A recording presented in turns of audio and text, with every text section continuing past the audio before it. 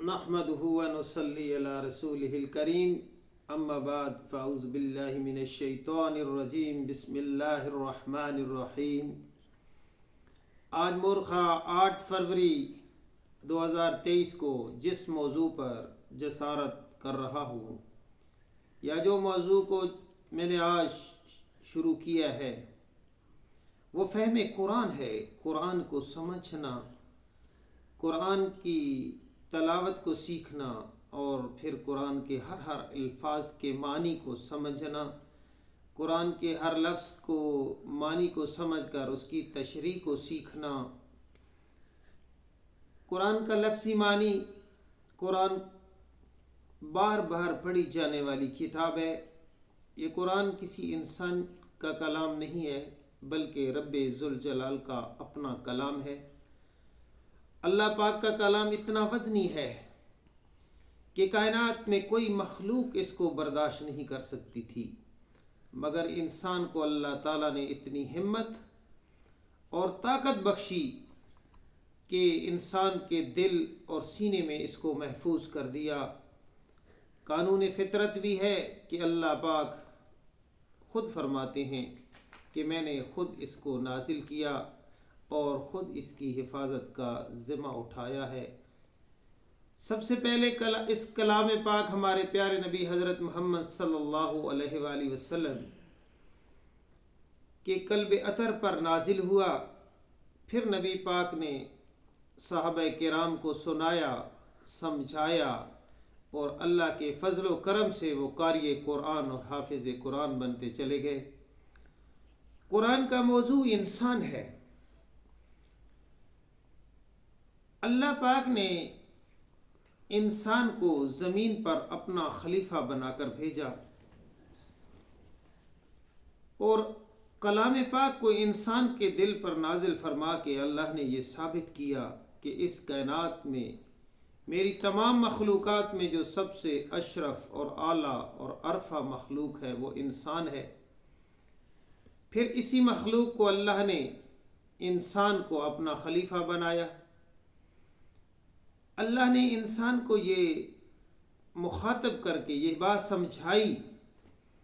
کہ میں تمہارا تمام جہان کا مالک اور حاکم میں خود ہوں۔ اس دنیا میں تجھ کو کچھ اختیارات دوں گا، لیکن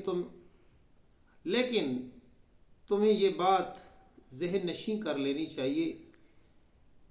کہ خود مختار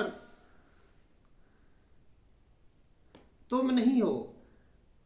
بلکہ میں خود مختار اور حاکم ہوں۔ نہ کسی دوسرے بندے کے تم غلام ہو اور نہ ہی میرے سوا کسی کی عبادت اور بندگی کر سکتے ہو۔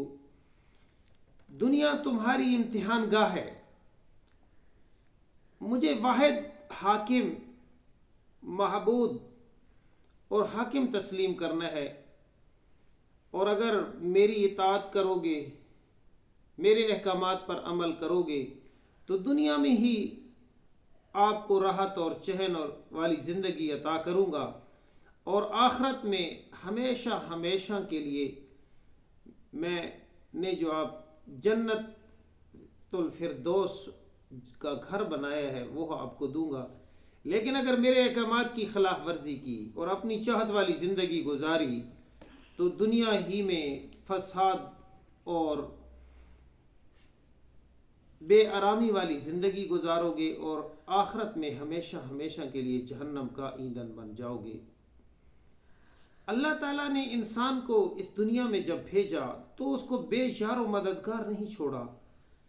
بلکہ ہر لمحہ ہر موڑ پر اس کی رہنمائی کے لیے اللہ پاک نے انبیاء کا سلسلہ جاری فرما دیا۔ تمام انبیاء لوگوں کو اللہ کے دین کی طرف بلاتے تھے، لوگوں کا تعلق اور واسطہ اللہ سے جوڑتے تھے۔ لوگوں اپنے اللہ کو مان لو، اللہ کے احکامات کے مطابق زندگی گزارو، اللہ جیسے چاہتا ہے ویسی زندگی گزارو، اور تم اپنی منشا والی زندگی نہ گزارو بلکہ اپنے آپ کو اللہ کی غلامی میں لے آؤ۔ جن لوگوں نے مانا وہ ہمیشہ کے لیے کامیاب، اور جنہوں نے نہ مانا وہ دنیا کے سارے نقشے، حکومتیں اور طاقتیں ہونے کے باوجود بھی نامراد اس دنیا سے واپس چلے گئے۔ سب سے آخر میں ہمارے پیارے نبی حضرت محمد صلی اللہ علیہ وآلہ وسلم کو اللہ نے مبعوث فرمایا۔ چونکہ اللہ کا قرآن تمام کلاموں سے افضل کلام ہے، وہ بھی ہمارے پیارے نبی کے اوپر نازل فرمایا، اور پیارے نبی کی امت بھی ساری امتوں سے افضل ہے، اور پھر صحابہ کی جماعت بھی ساری جماعتوں سے افضل جو ہمارے پیارے نبی کو ملی۔ نبی پاک نے اپنی زندگی کے جو ادوار گزارے، سب سے پہلے نبی پاک نے اپنی جو بچپن گزارا مکہ شہر کے اندر، تو نبی پاک کا بچپنا جس میں صادق، امین اور سچے تھے، تو سارے مکہ کے کافر اور مکہ کے وہ لوگ جو بے راہ روی اور جہالت کی تاریکی میں ڈوبی ہوئی لوگ تھے، ان لوگوں کے اندر اپنے بچپن کو ایسا ثابت کیا کہ چھوٹی سی ہی عمر میں جب عرب کے خاندان حجر اسود کو خانہ کعبہ کی تعمیر کے دوران نصب کرنے لگے، تو سارے اس بات پر بضد تھے کہ کون سا خاندان کس کے جو ہے نا حصہ میں یہ عزت آئے گی۔ تو نبی پاک کی بہترین حکمت عملی کے ساتھ چھوٹی سی عمر میں تمام عرب کے خاندانوں کے بہت لڑائی سے بچا لیا، اور اپنی حکمت کے ساتھ حجر اسود کو خانہ کعبہ میں نصب فرمایا۔ جوانی کی عمر میں بھی اپنی نیک اور پاک دامنی والی زندگی گزاری۔ تمام کفار نبی پاک کو سچا اور صادق اور امین تصور کرتے تھے، اور اپنی تمام تر امانتیں بھی نبی پاک کے پاس رکھتے تھے، اور آخر کار 40 سال کی عمر میں اللہ کے حکم کے ساتھ جب نبی پاک نے نبوت کا اعلان کر دیا، صفا اور مروہ کی پہاڑی پر تمام مکہ والے لوگوں کو بلا کر دعوت اللہ دی، فرمایا لوگو لا الہ الا اللہ، لا الہ الا اللہ۔ تو وہ عربک تھے، ان کی مادری زبان عربی تھی، وہ جانتے تھے اس کا مطلب کیا ہے، کہ اللہ کے سوا اس دنیا میں الہ کوئی نہیں، اللہ کے سوا عبادت کے لائق کوئی نہیں، اللہ کے سوا اس پورے جہانوں کا، اس سارے جہان کا مالک کوئی نہیں، اور اللہ کے سوا کوئی قادر مطلق نہیں، سارے خزانوں کا اور ساری حکومتوں کا اور سارے خزانوں کا مالک صرف اللہ ہے۔ جب وہ سب سے بڑا مالک ہے، سب سے بڑا خالق ہے، تو اسی کی صرف عبادت کرنی چاہیے، اسی کی وہی عبادت کے لائق ہے۔ تو اس پر وہ سارے لوگ نبی پاک کے دشمن ہو گئے۔ نبی پاک جب پریشان ہوئے تو اللہ پاک نے نبی پاک کو تسلی دی اور فرمایا کہ میرے پیارے نبی، یہ لوگ آپ کے دشمن نہیں ہیں، آپ کی بچپن اور جوانی میں آپ کو صادق اور امین کہتے تھے، آپ کے پاس امانتیں رکھتے تھے، آپ سے مشورے لیتے تھے، آپ کے فیصلے کو تسلیم کرتے تھے، لیکن جب آپ نے لا الہ الا اللہ کہا تو آپ کے سارے دشمن ہو گئے۔ اس کی وجہ کیا ہے؟ اس کی وجہ یہ ہے کہ یہ دشمن صرف اور صرف میرے ہیں، مجھے الہ سمجھنے میں انہیں دقت ہو رہی ہے، یہ اب یہ سوچنے پہ مجبور ہو گئے کہ ہمارے بت کہاں جائیں گے، ہمارے وہ بناوٹی جو خدا تھے جو ہم نے کعبہ کے اندر 360 رکھے ہوئے تھے، وہ کون سے کام کے پھر رہ گئے؟ کیا وہ ہمارے کام نہیں کر سکتے؟ کیا وہ ہماری ساری جو ہمارے کام ہیں کیا وہ نہیں پورے کر سکتے؟ تو اس کا مطلب یہ ہوا کہ ایک ایسی ہستی جس کو اللہ کہتے ہیں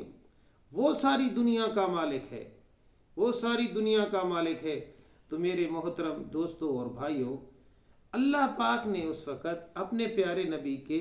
اوپر قرآن پاک کو نازل کرنا شروع کیا، موقع اور محل کے مطابق قرآن مجید کی صورتیں اور قرآن مجید کا آیات نازل ہونا شروع ہو گئیں۔ قرآن کریم چونکہ عربی زبان میں ہے، ہماری مادری زبان نہیں ہے، ٹھیک ہے، تو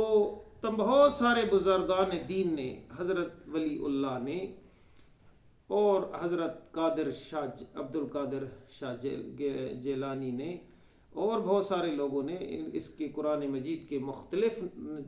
فارسی اور اردو میں ترجمے اور تشریح کی تاکہ ساری دنیا کے لوگ اس کو سمجھ لیں۔ تو میرے محترم دوستو، نبی علیہ الصلوۃ والسلام جب اس دنیا سے پردہ فرما گئے تو صحابہ کرام نے قرآن مجید کو حفظ کیا ہوا تھا، لیکن شروع میں حضرت ابوبکر صدیق کے دور خلافت ہی میں جب حضرت ابوبکر صدیق کی مسلمہ کذاب کے ساتھ جنگ ہوئی جس میں 1200 کے قریب صحابہ کرام شہید ہوئے، تو جس میں زیادہ تر حافظ قرآن شہید ہوئے، تو حضرت عمر کے مشورے کے مطابق حضرت ابوبکر صدیق نے قرآن کو کتابی شکل میں مرتب کرنے کا فیصلہ کیا۔ تو حضرت ابوبکر صدیق نے تمام صحابہ کرام سے جن کو قرآن مجید زبانی یاد تھا یا جنہوں نے کہیں لکھا ہوا محفوظ تھا، سب کو لا کر ایک نسخہ ترتیب اور مرتب کیا گیا۔ پھر اس میں حضرت عمر نے بھی اس میں اپنی خدمات سر انجام دی اور آخر کار حضرت عثمان کے دور میں اس کو عراب لگا کر ایک نسخہ بنا کر پوری دنیا میں تقسیم کروایا گیا، جس کا مہین ثبوت یہ ہے کہ جب حضرت عثمان شہید ہوتے ہیں اور وہ نسخہ جس کے اوپر حضرت عثمان کا خون گرتا ہے وہ آج بھی مصر کے عجائب گھر میں محفوظ ہے، جو اس بات کی دلالت کرتا ہے کہ قرآن اللہ کا کلام ہے اور اس کو حفاظت کا ذمہ بھی اللہ نے لیا ہے۔ تو میرے محترم دوستو اور بھائیو،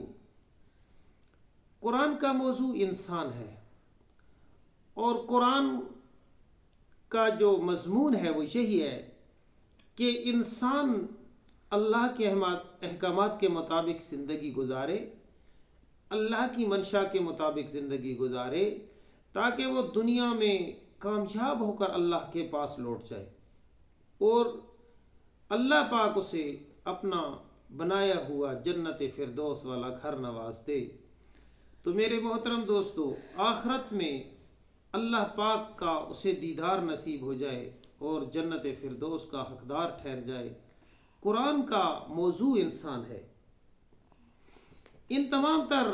باتوں کی صحیح رہنمائی انسان کو قرآن پاک کرتا ہے۔ قرآن پاک کے حقوق جس سے ہر انسان کو واقفیت ہونی چاہیے۔ قرآن ہم سے مطالبہ کیا کرتا ہے؟ قرآن کا پہلا مطالبہ یہ ہے کہ قرآن حکیم پر ایمان لانا کہ یہ کلام اللہ ہے، یہ کسی انسان کا کلام نہیں ہے، اللہ کا کلام ہے، اس پر ایمان لانا یہ قرآن کا پہلا حق ہے۔ اور دوسرا حق قرآن کو تلاوت کرنے کا طریقہ سیکھنا، تلاوت کرنی آ جائے، قرآن کو پڑھنا آ جائے۔ اور تیسرا قرآن کا حق قرآن کا فہم ہے، یعنی قرآن کے لفظ کے معنی کو سمجھنا، قرآن کی تشریح کو سمجھنا، اور قرآن ہم سے کیا مطالبہ کر رہا ہے اور ہم سے کیا چاہتا ہے اور ہمیں کیا بتانا چاہتا ہے اور ہم سے وہ مطالبہ کیا کرتا ہے کہ انسان کیا کر کے اور کیسے زندگی گزار کے اس دنیا سے جائے کہ وہ دنیا اور آخرت میں کامیاب و کامران ہو جائے۔ اور قرآن پاک کا چوتھا حق جو ہے وہ قرآن کو سیکھنا اور پھر دوسرے لوگوں تک پہنچانا، یعنی خود بھی سیکھنا اور دوسرے لوگوں کو بھی سکھانا۔ نبی پاک کا ارشاد ہے کہ تم میں سے بہترین انسان وہ ہے جو قرآن کو سیکھے اور دوسروں کو سکھائے۔ آج قرآن کے بارے میں انہی الفاظ پر اتفاق کرتا ہوں۔